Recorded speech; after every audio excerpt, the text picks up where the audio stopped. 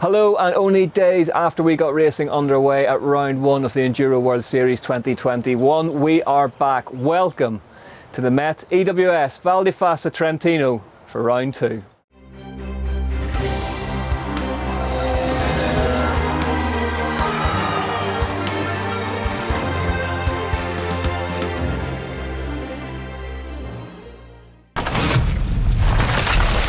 So yes, we are amidst a historic double, the first time ever we've had back-to-back racing at the Enduro World Series.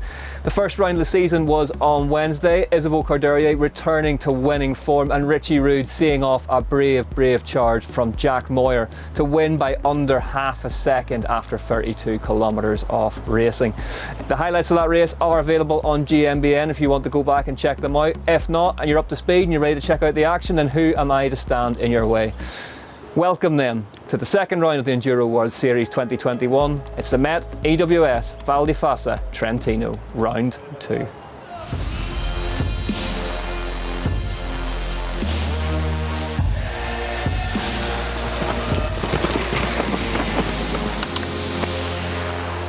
Let's just go through those stages now and have a look what they'll be facing. Denise Stage 1 Titans, one of the best trails you'll probably ever ride in your life. North Wave Stage 2, Hiatus is the shortest, 1.24 kilometres.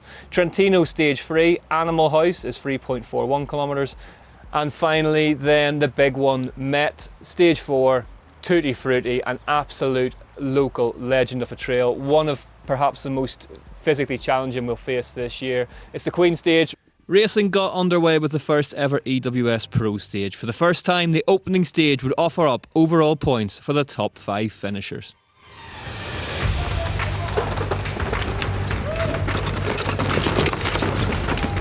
A huge storm just as the stage opened changed its complexion altogether and left many racers struggling to make sense of it.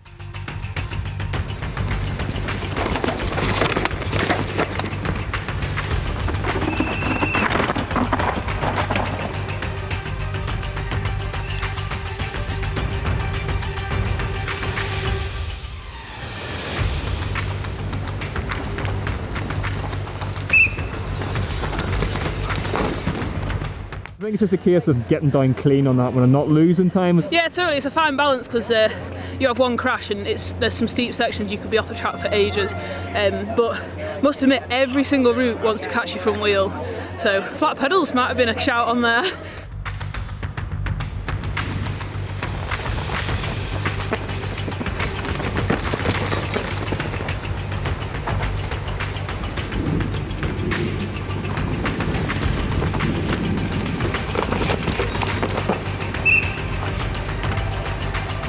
I did not at a really good stage. I felt too much on the brake while it was quite dry actually.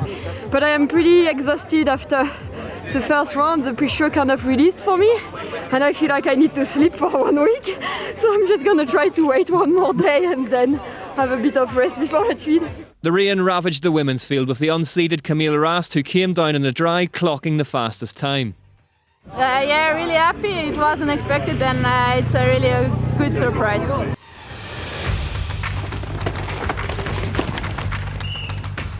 Even Sam Hill, the three-time EWS champ, seemed to be struggling amidst the choppy conditions. Pretty horrible, to be honest. It's pretty blown out. Got caught on a couple of routes and lost the front end twice, so yeah, she was a bit different out there.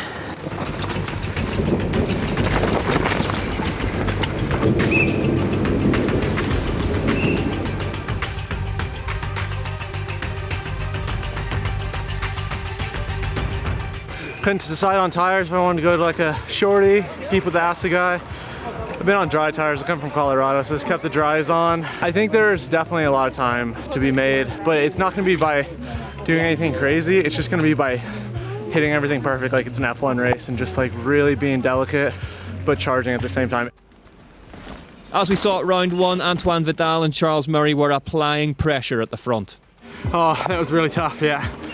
You kind of feel like you should be pushing really hard, but then you don't want to make a mistake, so I was kind of a bit too safe, I think. I mean, I'm sure you could light that up and put 10 or 20 seconds into the field, but then again, we've got a huge day tomorrow.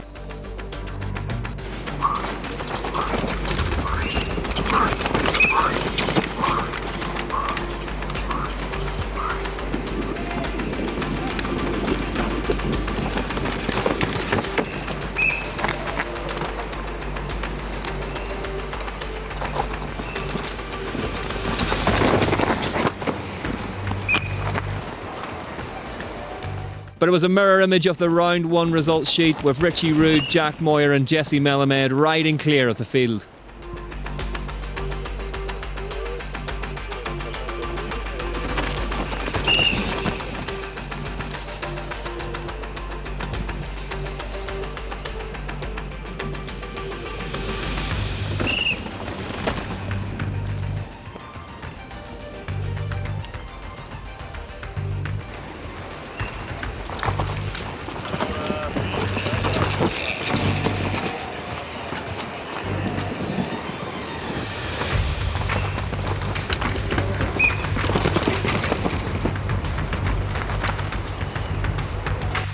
Was it a case of there was more time to lose than win up there today, maybe? Well, I reckon. I just tried to stay on, because you could ruin your race tomorrow if you don't finish that one. What would you rather did tomorrow? Keep on raining or dry out, or? Either or, good mix up. Even if it's dry tomorrow, it was like a good variety, mate. We got wet routes, friggin' pedalling. Sean Near's predictions proved accurate. His teammate Richie Rude emerged from the pro stage with a 5-second lead to take into Saturday.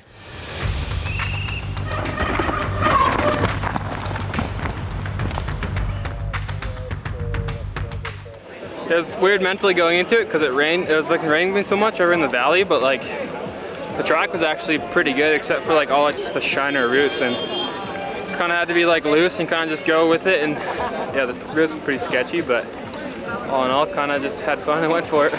As night rolled in over the Dolomites, a long day of racing lay in wait in the Val di Fassa.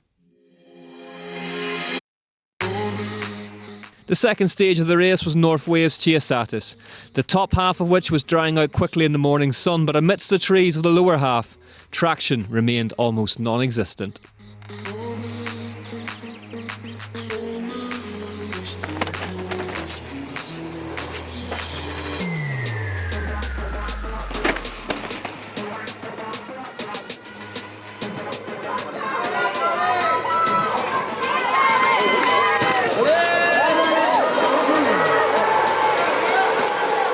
Specialised Charles Murray slid out and damaged his drivetrain within sight of the line. Would it rattle the Kiwi?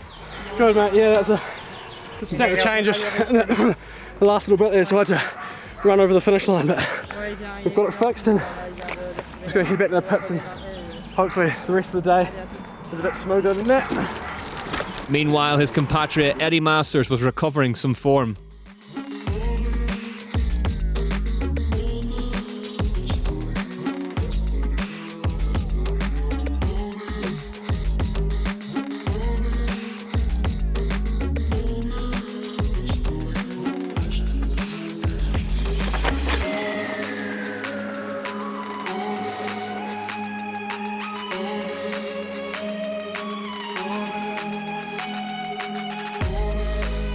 Normal order was quickly restored in the pro women's field. Melanie Pugin pumped 10.15 seconds into the field on a stage which reminded her of home. Well, art stage, it's so slippery, but it's like my home, so it's cool for me.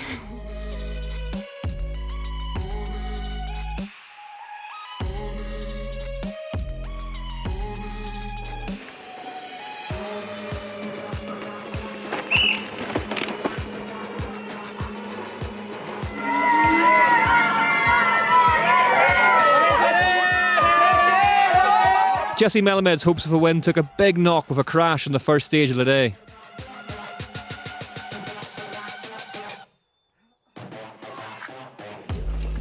It was still Rude and Moir locked together at the front.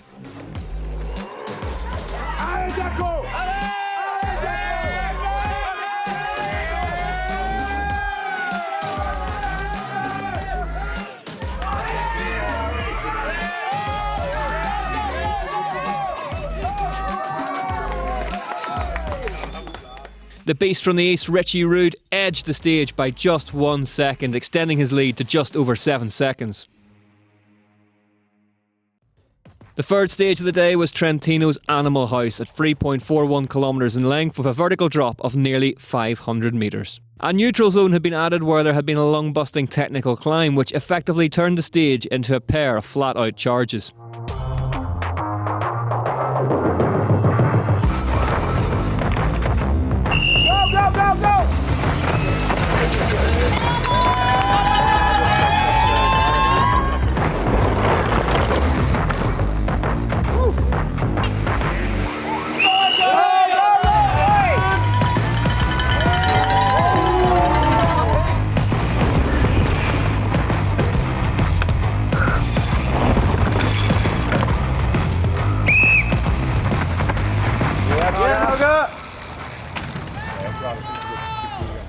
Harriet Harnden won the Animal House stage at round 1. Despite a crash on it this time round, she continued to march up the overall.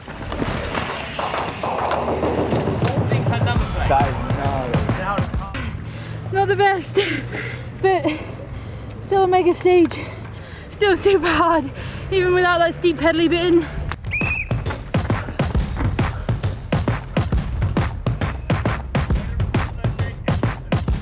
Pivot Factory Racing's Morgan Schar took the win on stage 3, propelling herself up the rankings 10 places in the process. But it was still Melanie Pugin maintaining control of the race. How was that stage? Good? Yes, good.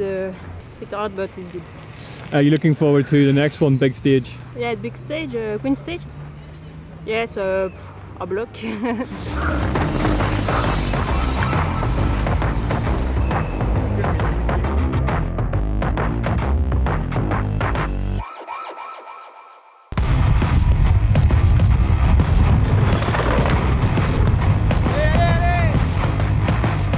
Ibis's Robin Wallner looks strong on the third test of the day.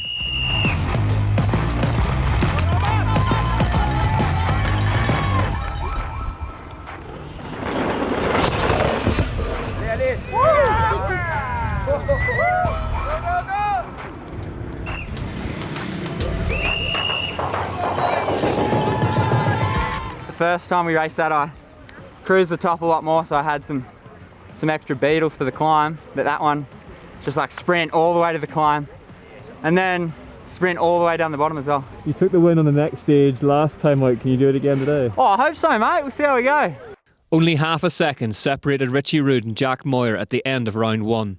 Now, the same margin separated them as the Queen stage loomed at round 2. Met Tutti Frutti. 6.5 kilometres of the very toughest rock, route and loam that the Dolomites could muster would decide things once and for all.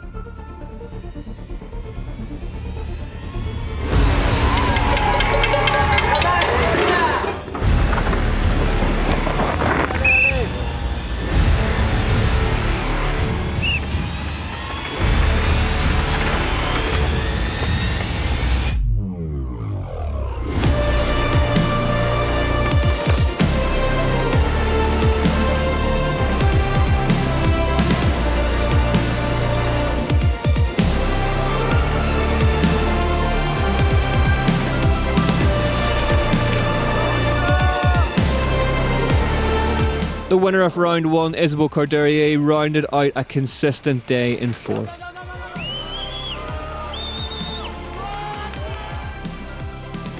Harriet Harnden came third in the Queen stage, which was enough to ride herself onto a debut podium for third place in the overall.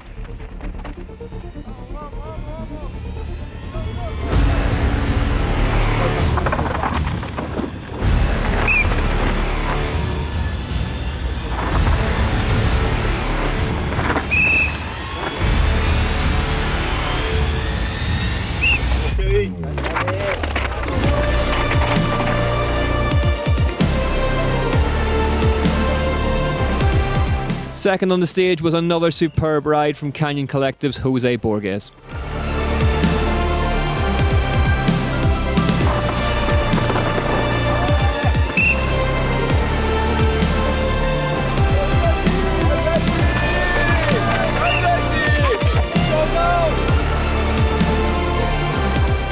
A disaster on Tutti Frutti's treacherous ridgeline put Jessie Melamed's podium spot under pressure.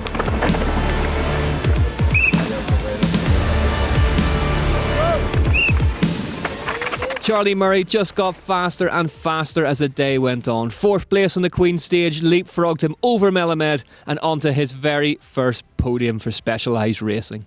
Let's take a look at these top 2 currently in the standings. Let's start with the pro women. Morgan Schar in the gate riding for Pivot Factory Racing, high atop Tutti Frutti.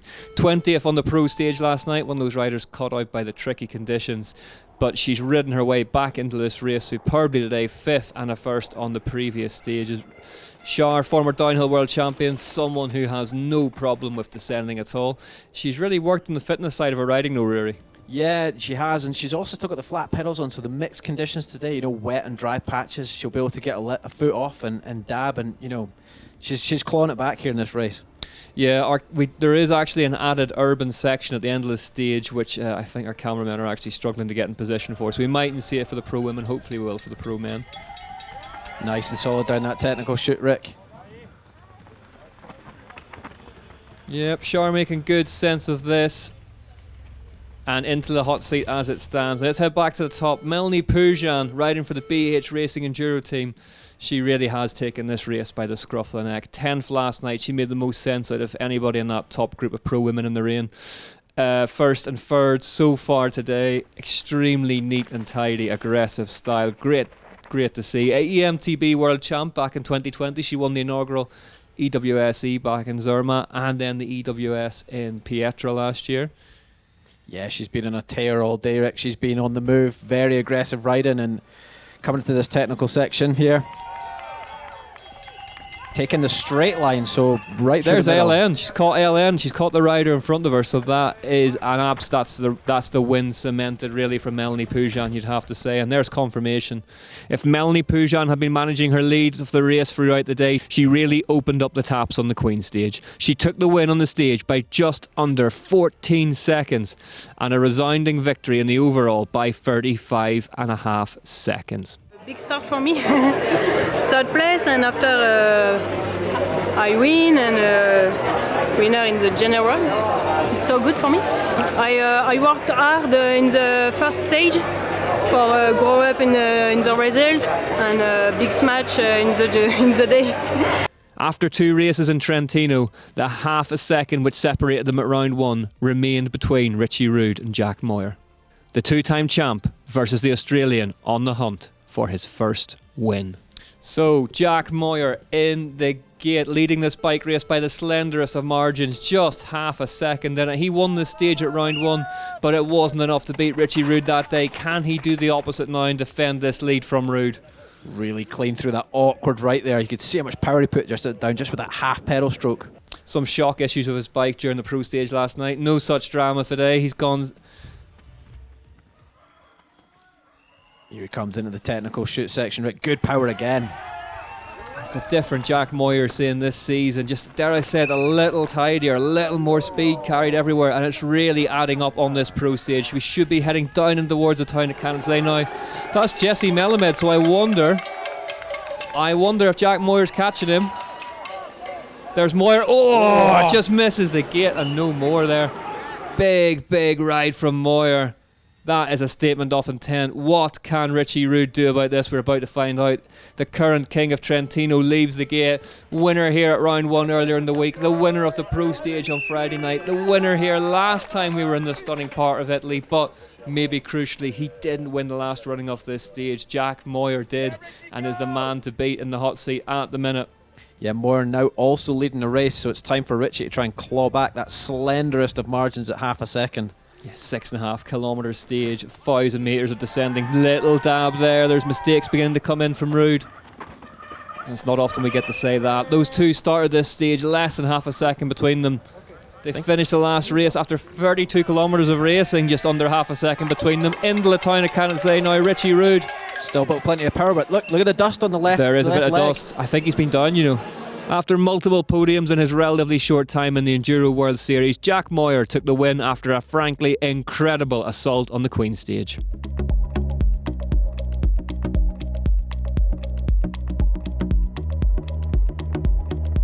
That much training to pay off, it just feels so good.